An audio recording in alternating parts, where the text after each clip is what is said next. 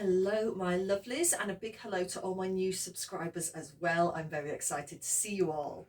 Today we are going to be revising for the AQA C2 paper, and as before, if you want to play along, it should be in the description at the bottom, so make sure you check that out.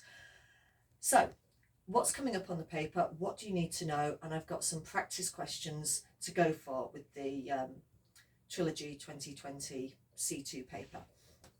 So the first thing you need to know about is rates of reaction.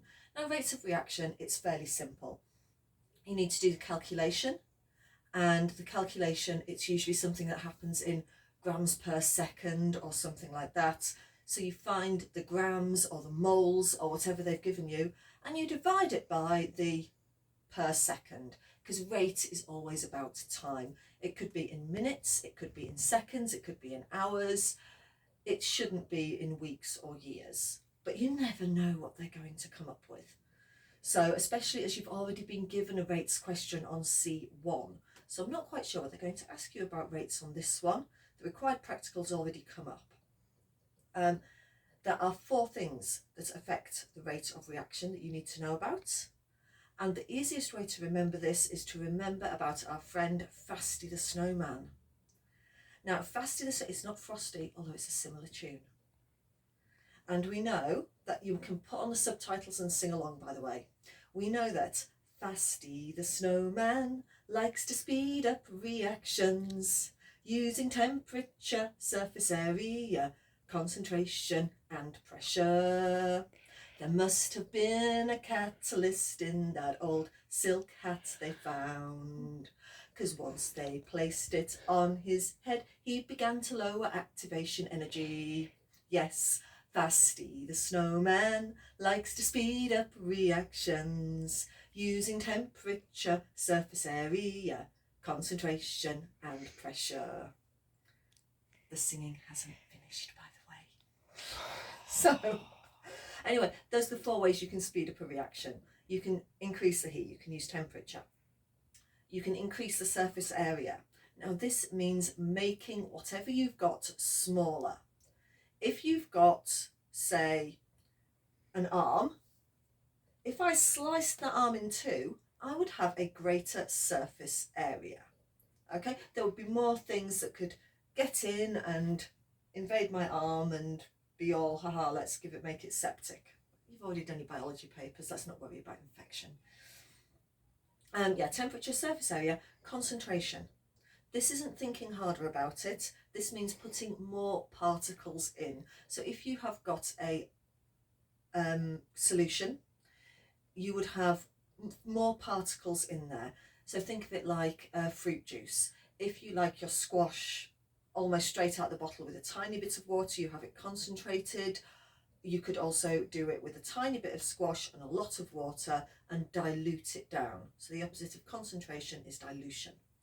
And the final one, temperature, surface area, concentration, pressure. Pressure is a bit like concentration in a gas. It means you take all the gas that's around you and you get it and you squish it and you push it under pressure. This is how tyres for bikes and cars work. You put loads and loads of air particles in there, and the pressure of them bouncing against the side of the tyre is what keeps the tyre upright. So the more pressure you have, the more particles you have in a given area. Same as concentration, but for gases. The other thing you need to know is about catalysts. Now, as I said in my song, catalysts lower the activation energy. So instead of having a lovely graph, which is, you've done this in the last paper, where you've got from the reactants and it goes wee down to the product, so wee up to the product if it's endothermic.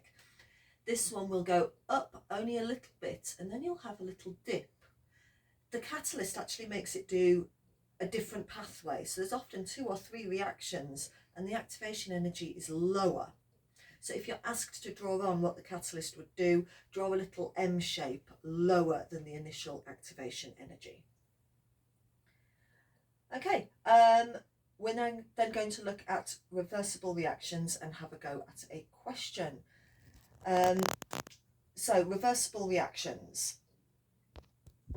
So what do we need to know about reversible reactions? We need to know that they go one way and another.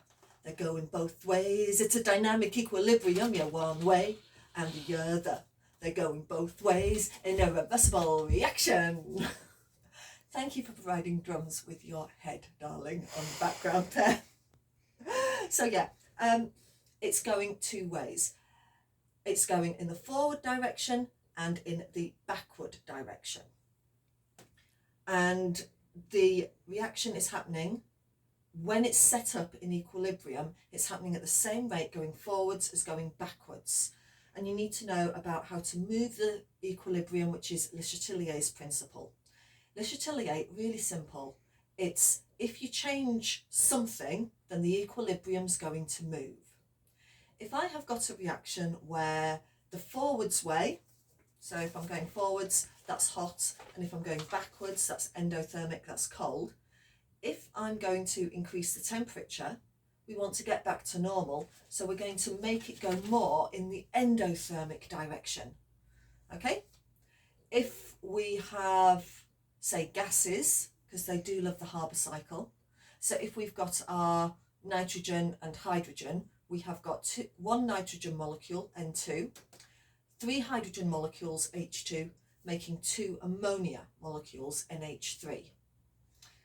And if you increase the pressure, it's not going to like that. It's going to want to be at the same pressure, so the equilibrium moves towards the ammonia side.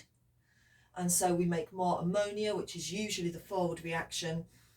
We make more ammonia and the pressure returns to normal. Thinking about the Haber cycle, it's worth knowing things like the iron catalyst and the 150 atmospheres pressure, 350 degrees C. No, 600 degrees C it happens at, sorry. Forgetting my own notes there. So it's worth knowing the temperatures and conditions and things that it takes place in. Although making ammonia is endothermic, we want to speed up the rate of reaction. That's why we make it hot. Okay, let's try a question. So this question is about equilibrium. Describe how a reaction reaches equilibrium. And we've got nitrogen dioxide reacting to form dinitrogen tetraoxide gas. The reaction is reversible. Here's the equation. Explain the effect of the equilibrium position of increasing the pressure. So pause the video, have a go, and then I'll do the questions. Pause the video, have a go. Go on, you can do it. Go on.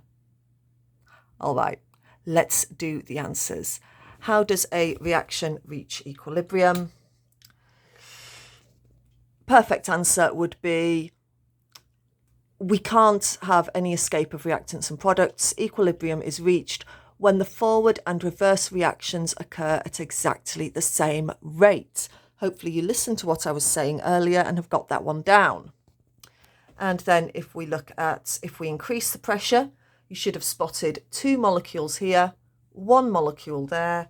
So it should move to the right because there are fewer molecules at this side. All right, so the next bit we need to know is a bit of organic chemistry. You only do a little bit of organic chemistry in Trilogy, which is such a shame because it's so much fun. But the things that you need to know about are alkanes and alkenes. An alkane has got, well, it's a hydrocarbon, so it's got 2 different types of element in it, hydrogen and carbon. Your alkane, general formula is CnH2n plus 2, which means it's saturated. There are no double bonds. And I remember this with alkane, A is the first vowel in the alphabet, okay, A. Alkene, you've got an E in it, which is the second letter of the alphabet. And guess what? Second vowel in the alphabet. And guess what? In an alkene, there is a double bond. There are 2 bonds between the carbons. Yeah? So that's the difference between alkane and alkene. Where do we get them from? We get them from crude oil. And crude oil is a mixture of lots of different hydrocarbons. There's alkanes in there, there's alkenes, there's gases as well that are trapped in there.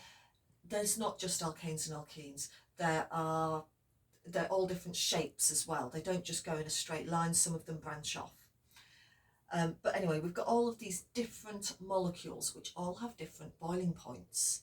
Now, last paper was about all the different separation techniques, and simple distillation is going to separate out two liquids, or a liquid and a solid when you want to keep the liquid.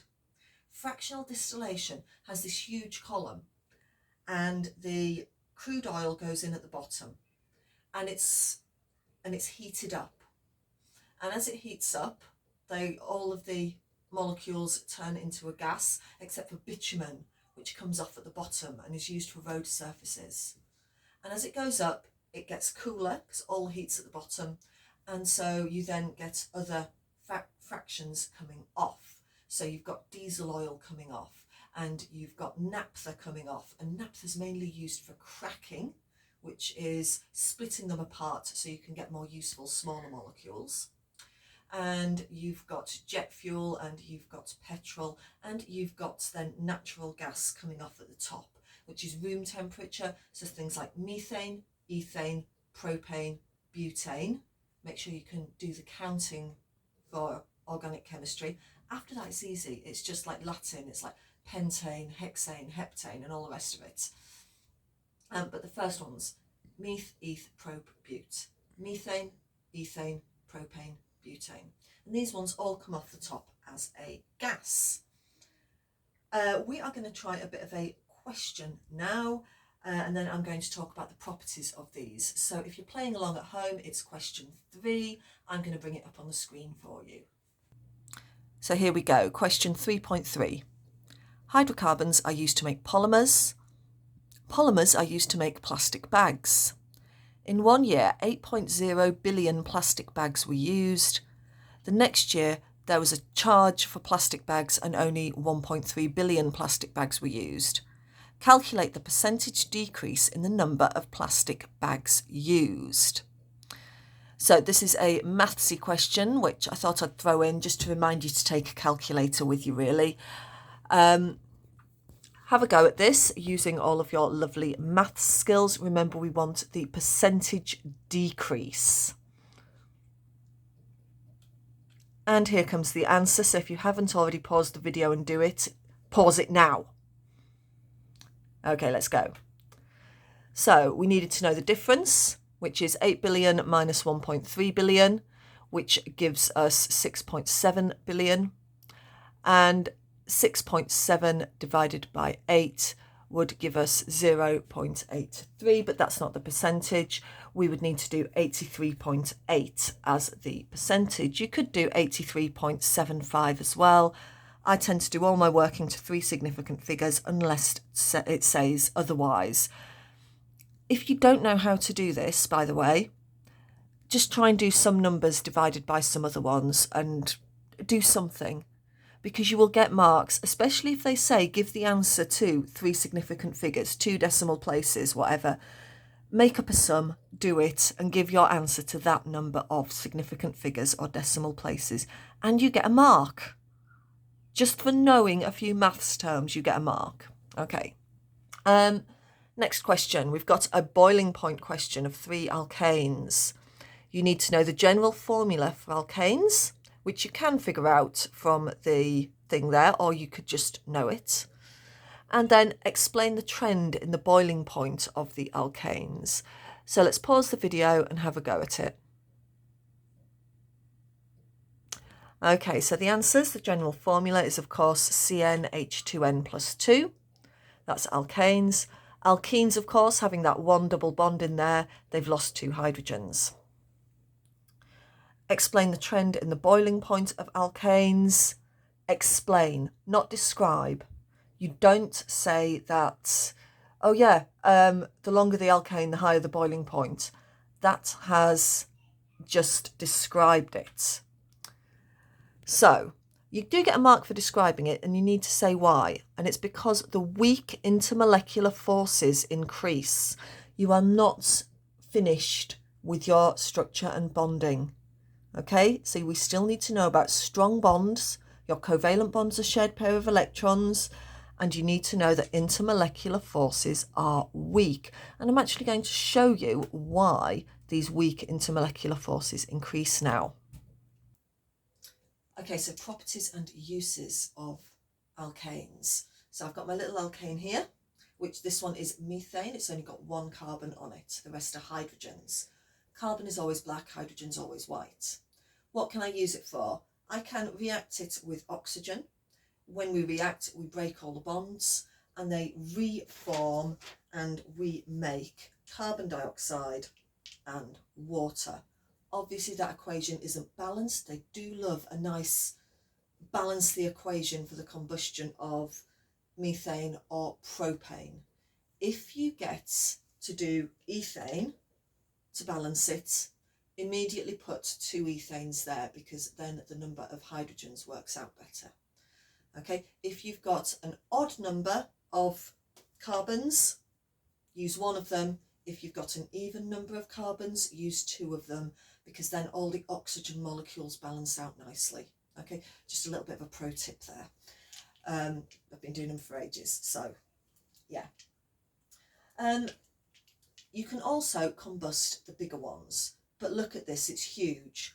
I am going to need a lot more energy to break all of these bonds to make my water and carbon dioxide than I am going to for a small one, which is why the methane in the lab ignites really easily. The petrol in your car, and this one's just a little bit smaller than petrol is octane, and this one is hexane. The petrol in your car will ignite relatively easily, but diesel cars in the winter, diesel being a really long hydrocarbon, you need to sort of start up the car and wait for a bit for it to warm up, otherwise you damage the car. So the smaller it is, the easier it ignites, because there's fewer of these bonds to break. We also need to look at viscosity. Now these ones are not very viscous. You put them together, you can take them apart. Viscous just means gloopy, but it's the posh science word. So these two, put them together, take them apart. However, if I had a longer hydrocarbon, which I'm just going to pause the video and make now. So these ones are a bit longer. I've got here hexane and butane. And when I put them together, they can get trapped on each other. So it's a bit harder to move them apart. Okay, so it's more viscous. Okay, it's gloopier, it's thicker. And these ones I can do fairly well. The bigger they are, the harder it is to make them move over each other, which is why bitumen is pretty much a solid at room temperature. Right now it's quite hot outside, so if you walk on tarmac roads, they might start sticking to your feet. We're reaching their melting point as well. Another way to think of it is like hair. If you've got really short hair and you go to brush it, woof, that's it, no knots. The hairbrush goes through your hair easily. The longer your hair gets, you try to brush it and you find knots in there, and because the hair's all tangled together. That's what happens to your hydrocarbons. They get all tangled together and it's harder to pull them apart. That's why they're viscous. So you need to know state of matter. They go from gas down to pretty much solid with bitumen. You need to know the ease of ignition, easier to ignite a smaller one. You can very rarely set fire to roads. And you need to know about viscosity, how gloopy they are. The longer they are, the gloopier they are, the more viscous. Okay, so I've got a nice big one like this. Hang on a second. I've got a nice big one like this. The problem is, I don't want to use 10 hydrocarbons. I want 8 hydrocarbons. I want to make petrol. So what I have to do is crack it. And when I crack it, I literally am cracking it. Okay? And you will make one big alkane. So in this case, I've made octane. Okay? Nice big alkane.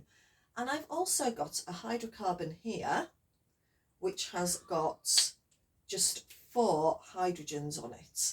And it's got a space. And that's going to then close up and become a double bond. I should have made this properly. Become a double bond, and it is now an alkene.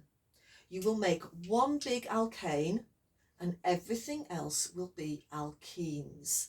So just make sure if they say, oh, what could be made from this? They might tell you, we make propene and ethene. Okay, I crack C11H24. I make an alkane, propene and ethene. So you'd have to say, okay, propene, that's 3, ethene, that's 2. So that's going to be 11 minus 5 gives you 6. So I would make hexane. And then you would have to give the formula for hexane, which would be C6H14, because you do 2 times 6 plus 2. Do it on a calculator if you don't like it, okay? Bring your calculator to these exams for a reason. Any sum you don't want to do it on a calculator. I don't care if you're doing 1 plus 1 on your calculator. Just make sure you're getting it right. Okay, we're going to try another question now we've done cracking. So 1.3, off we go. Here we go, and we're starting off with a lovely balancing the combustion of propane. Off you go. And after that, we've got gas tests, carbon dioxide, and we've also got the test for hydrogen coming up as well. We've also got a lovely cracking question. So let's make sure we've got everything on the board. There we go, not the board, the screen for you. Propene is an alkene. I'm going to be explaining that test in a second. If you know it though, write it down. Pause the video and do as much of question 1 as you can. Now you have paused it, you've done the questions, you've pressed play again. Let's go through the answers. So for the first one, we have, of course, got 3 O2s there and 4 oxygens here, but they're on their own. So I'm going to have 2 O2s from here, 3 from here, and have 5 oxygens. Oh, why is that saying 3? It should be 5. I obviously did this too quickly. Should be 5. Describe the test for carbon dioxide. You should know this one. This one should be drilled into you. The test is lime water, and the result is it turns cloudy. 2 marks. It comes up all the time. They love it. Lime water turns cloudy. And propene, hopefully you've realised you just have to find out how many C's and H's and put the same on both sides. C3H6. Or you could have done it prop 3 and it's CnH2n for an alkene. Up to you how you do it. Test for hydrogen. Use a lit splint and it burns with a squeaky pop. If you write squeaky pop test, you don't get any marks. This seems a bit unfair, but you need to say it's with a lit splint as part of the squeaky pop test.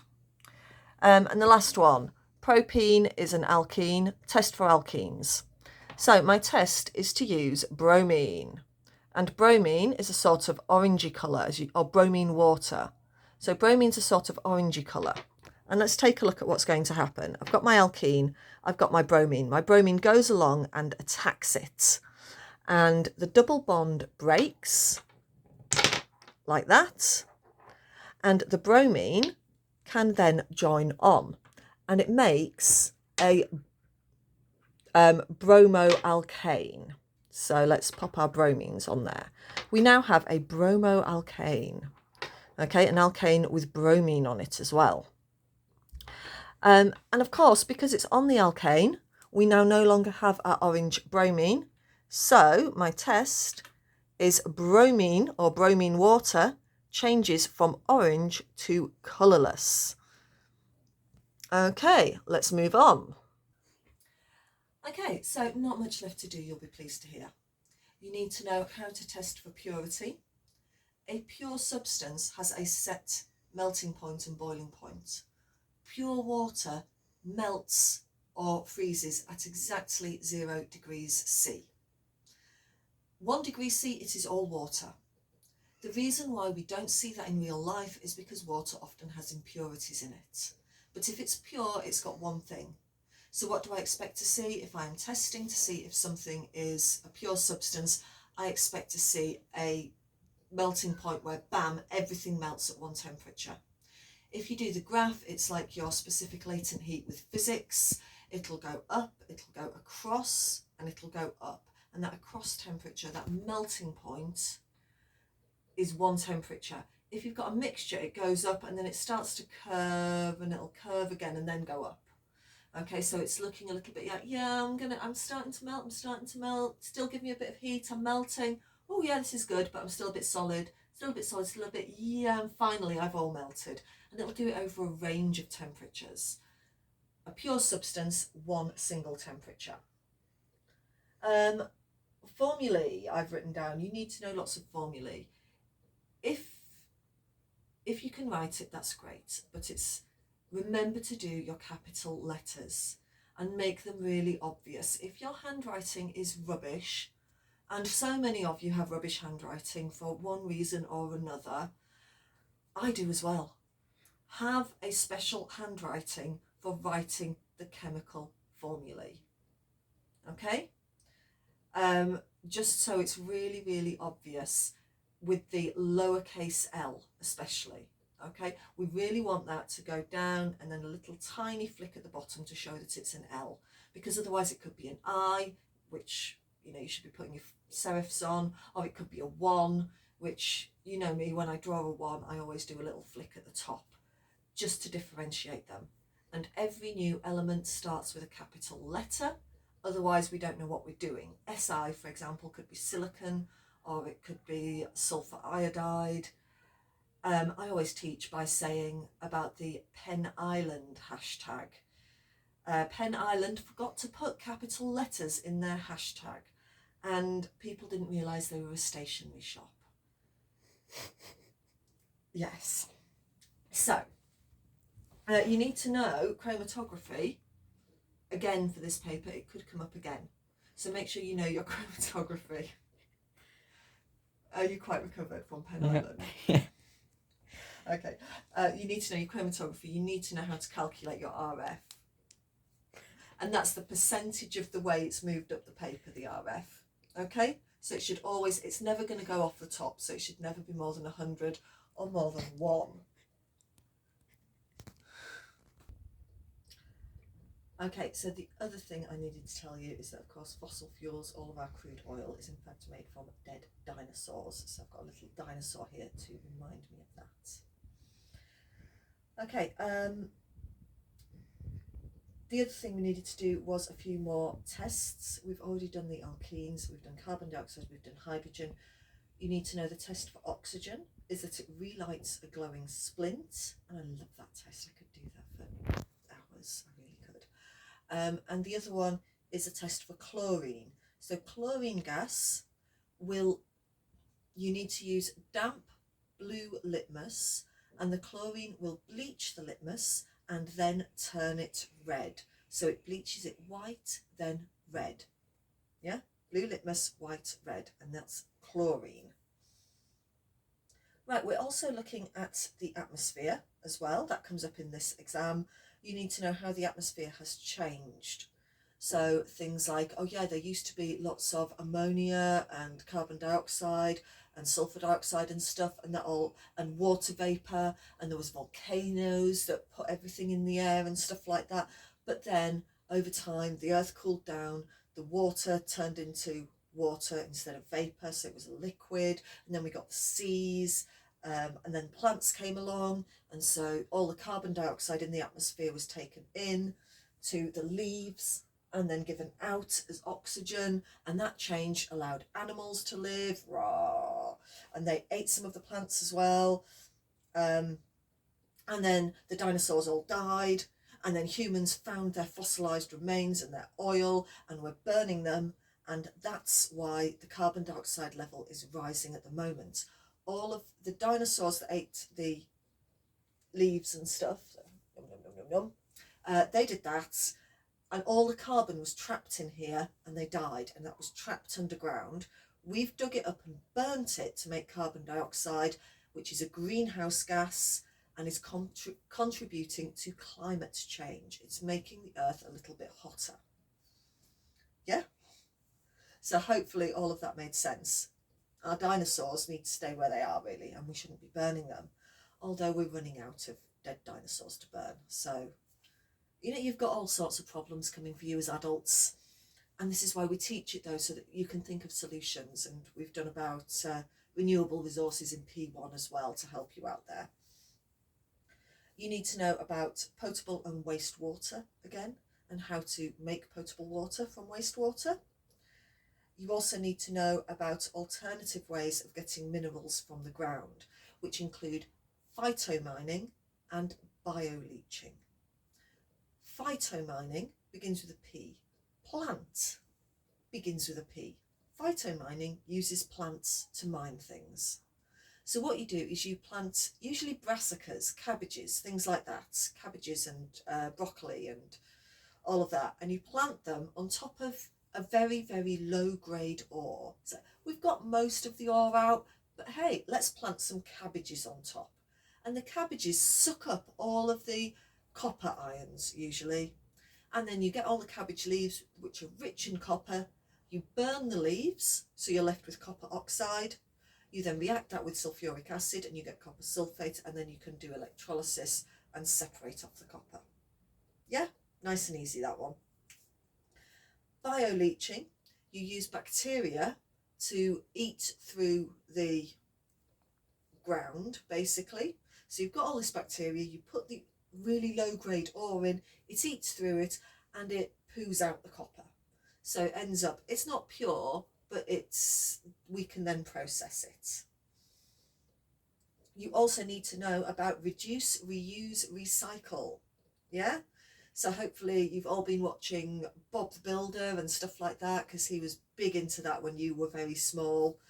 Reduce, reuse, recycle, and the life cycle of a plastic bag. Happy days. You need to know that, not me. And that's it. So I'm going to leave you. I'm going to point out question 3.3. Apparently that was the maths one that we did at the start, I think. So take a look at life cycle of a plastic bag.